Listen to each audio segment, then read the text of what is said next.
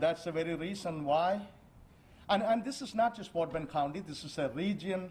We are experiencing this. We are experiencing also in state of Texas. That's why last week Governor Abbott came out and said we all have to wear masks in public. And this is actually a reaction to that exponential positive COVID-19 cases. And obviously, as I mentioned, what is happening in medical center, Texas Medical Center in Houston is so important for us because a lot of our patients go to that facilities at the medical center and get medical help. And the capacity is at an alarming level. And obviously, they are looking at alternate sites at this point. And in Fort Bend County, I just wanted to let our residents know that we are actually actively pursuing, we are looking at alternate care site if in case we need it. And we are at that level. And this is definitely, I just want our citizens to know that this is not a drill. This is real. And I want, we are at the highest level. We are actually elevating as of yesterday, as of this morning, to red, the highest level category. And that means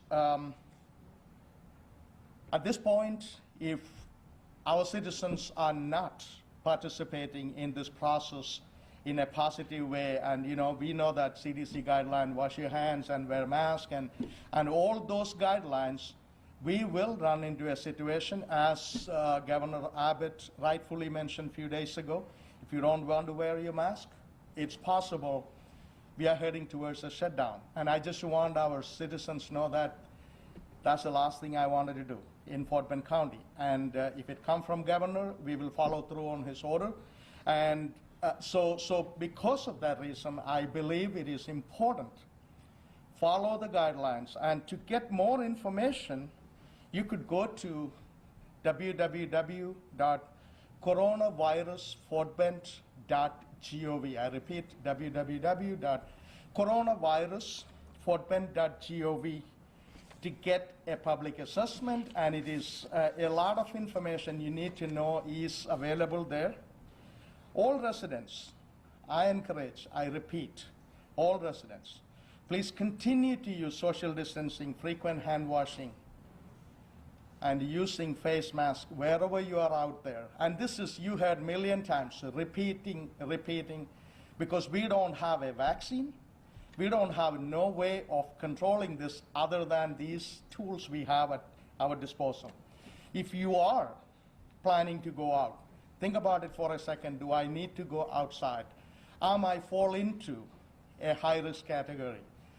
Or, let's say, am I going to go out and bring possibly coronavirus? Do I have somebody at home? They are at high risk.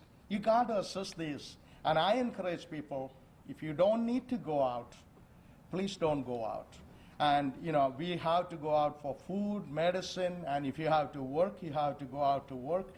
But stay within that category, because we cannot afford at this point to increase these numbers, and we wanted to manage it possibly without we wanted to avoid a possible shutdown in Fort Bend County or in this region in state of Texas, period, because that is going to be devastating for our economy.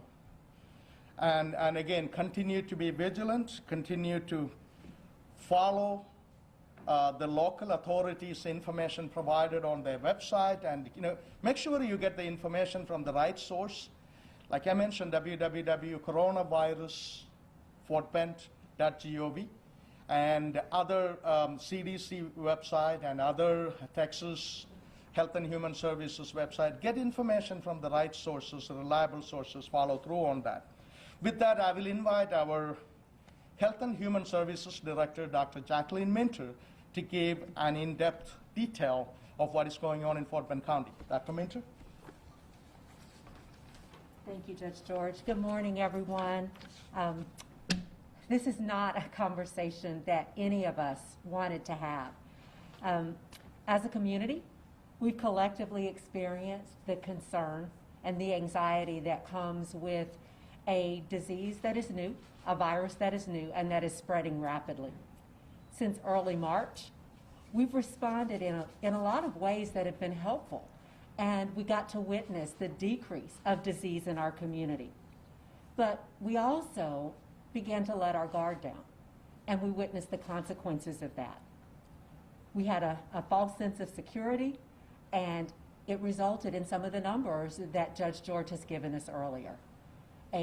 Over doubling of our cases from 2,400 last month to over 5,000 today. We've added 14 deaths in that same period of time, and those are our friends and our neighbors, our family members that have lost their lives. We've had an increase in the positivity rate.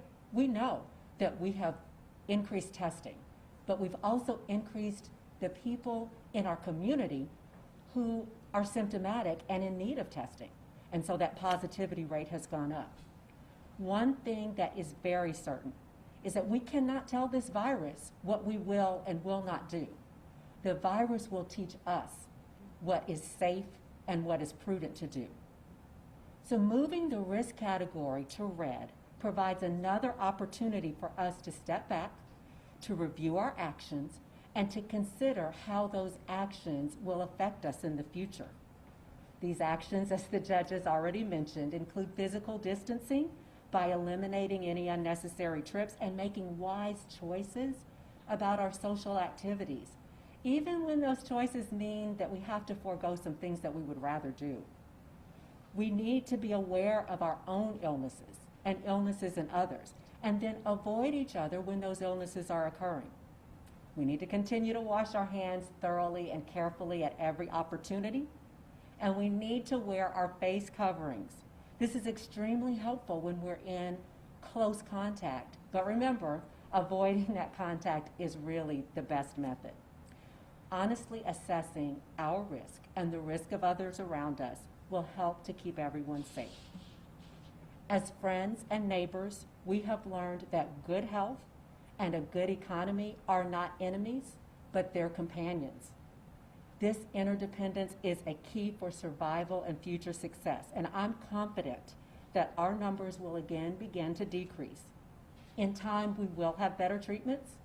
We will have a safe and effective vaccine. We will be able to congregate. We'll attend school again. We'll have recreation safely, and we'll travel the globe freely without fear of spreading disease. But that time is not today.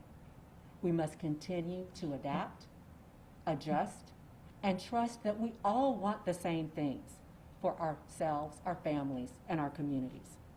The consequences of the actions that we take today may not be evident immediately, so we have to remain vigilant and patient if we want to experience the positive results of decreased disease, fewer hospitalizations, and slowing of deaths.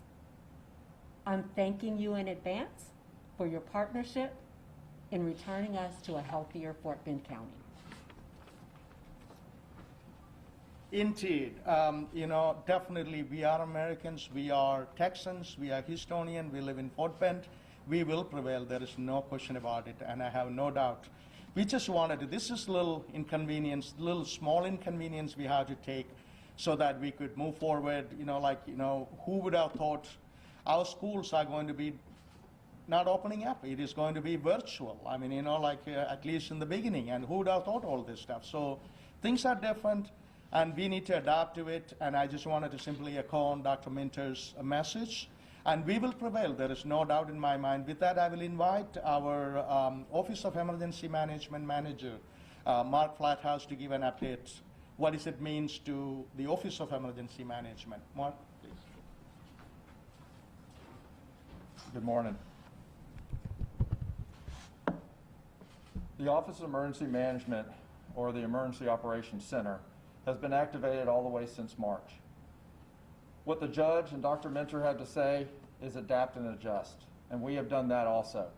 We have teams working around the clock, taking the messaging from HHS and also from the judge, and working not only with our county departments, but our jurisdictions, our school districts, our cities, our first responders. And throughout this, for the last 4 to 5 months, we're adapting and adjusting to what has been provided to us from the information from the judge's office, from the governor's office, from Texas Department of Emergency Management, and the Operations Center here in Fort Bend County has a great team and staff that gets that information and gets it together and works for HHS to get the messaging out. Okay, we're working 24 hours a day along those lines. Moving to red, as what they've mentioned here, our leadership team is coming together and seeing what we can provide for the citizens. But the message that they have said, I will also reiterate in saying that we must adapt and adjust. We never thought that we'd be wearing masks here 6 months ago and being wearing masks every day, but it now becoming the norm a little bit.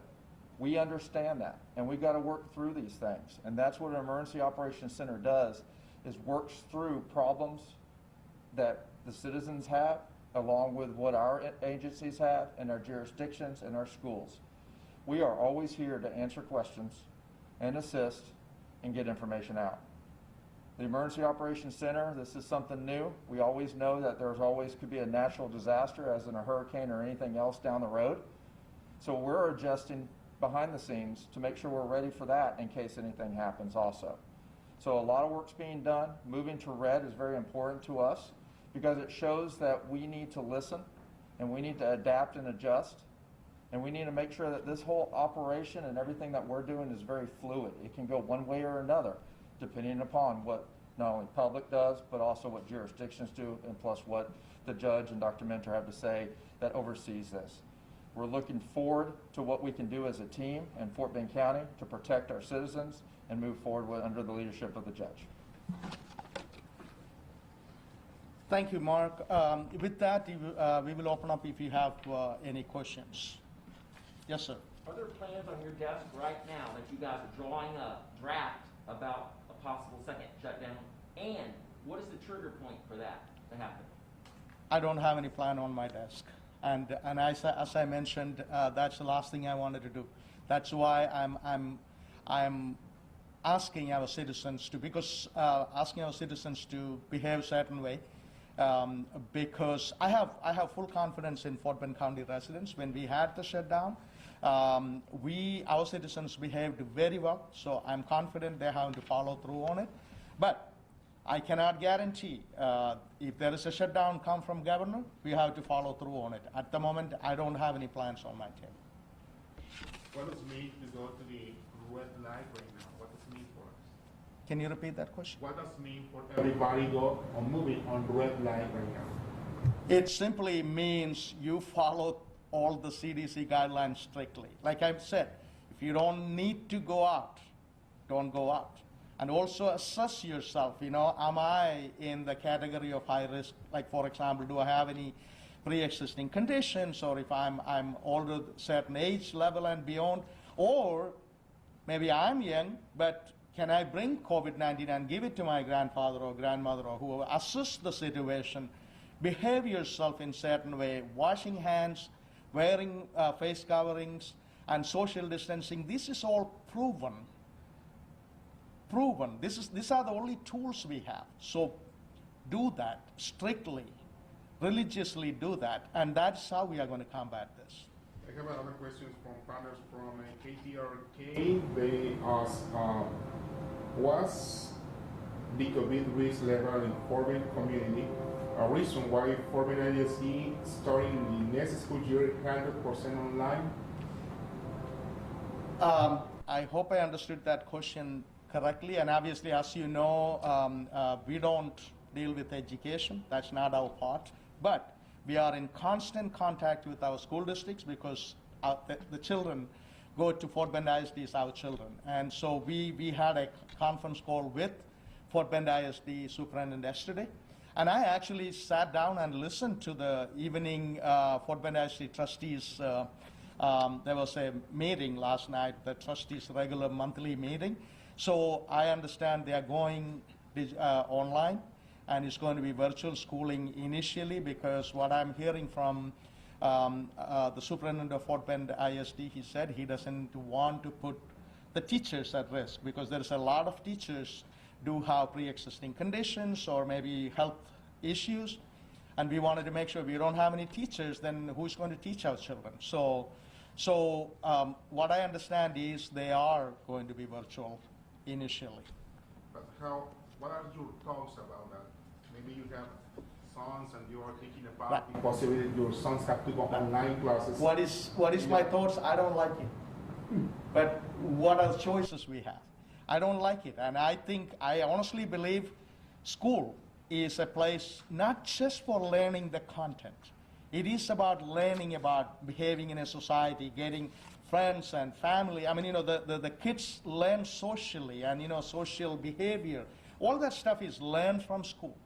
And initially we don't have that, now it is we could call luxury. We don't have that luxury. But I will take virtual schooling than nothing, I will take, because still they are learning. And I'm hoping and praying they will get back to school maybe 30 days, 60 days from, from the beginning of August. Do you think it's necessary to another stay-home order for everybody again? The stay-at-home order? You're saying, am I planning? And I think I answered that that is not at the moment, because we don't make any decisions like 2 weeks from now. This is always, I will ask Dr. Minter, it's a moving target. Every single day we get updates and, and we talk to our experts and the numbers. And if you really look at the numbers, it is mind-boggling. 2402 until 14th of June, 30 days from now, last 30 days, we increased 2,600 cases. So that means it is clearly visible there is a problem. So answer your question, I don't have any plans to shut down the county at the moment, but things can change. And also, we these days follow through on governor's order. The governor asks us to do it, and we have to follow through on it. That's something that we have to do. But answer your question, I don't have any plans at the moment. Have you been in contact with Governor Abbott about this recently? Say that again, sir? Have you been in contact with Governor Abbott about this situation recently? Not really. We are just watching. Of course, obviously, we work with Texas Department of Emergency Management. We call TDEM, and obviously, our the Office of Emergency Management coordinator. They are also in contact with TDEM, but I don't have any direct communication with Governor Abbott. But I've been hearing a lot of stuff. They are actually looking seriously into different options. And I don't know that it's shut down, and I don't want to speculate on anything like that. But with one more question, we will just conclude. Any other questions? We have seen an increase in numbers in COVID-19 in Harris County and at the same time in Corbin County. So what is the situation in hospitals right now? Do you have enough capacity just to the next weeks maybe to face this pandemic? I will ask that question to Dr. Minter. What is your thoughts on the hospital capacity? It is not comfortable, but doctor is maybe the right person to answer that question. So thank you for the question. What we're understanding from the Texas Medical Center and from our local hospitals is that they are at initial capacity and they are working other options right now. So that's considered maybe a pre-surge. They're looking at all other options. Every one of our communities is looking at alternate care sites in the event that there is not enough capacity at the hospitals. Currently, our EMS times are up. They are, and obviously that feeds into the hospitals. So as our EMS is having more runs, as our EMS is having longer wait times, we know that that is showing an impact on the hospitals. Do you have a special plan for that? You mean Do you have a special plan? an alternate care site? Yes, we are planning for that. So one more question. What was Just real quick, what are the hospitalizations? Why did y'all take that offline? Y'all had them on there daily and then I just stopped. So our hospitalizations are reflecting the hospitalized status of the cases that we list. Sometimes we gather those as a question and answer with the hospitals, with infection preventionists and hospital staff. As you all know, hospitals are overwhelmed, we're overwhelmed. Sometimes those numbers aren't current. That is not a reporting that hospitals must do to us. Hospitals must report to CETRAC. Many in our community said, we want the reported numbers. And so that is why we linked the official reported numbers to CETRAC on our website. Thank you, and I really appreciate you all are being here, and just please send the message out to follow through on these guidelines, because that's the only tool we have. Once again, appreciate it, and we will prevail. That's my final word. We will be all right. Thank you. Yeah.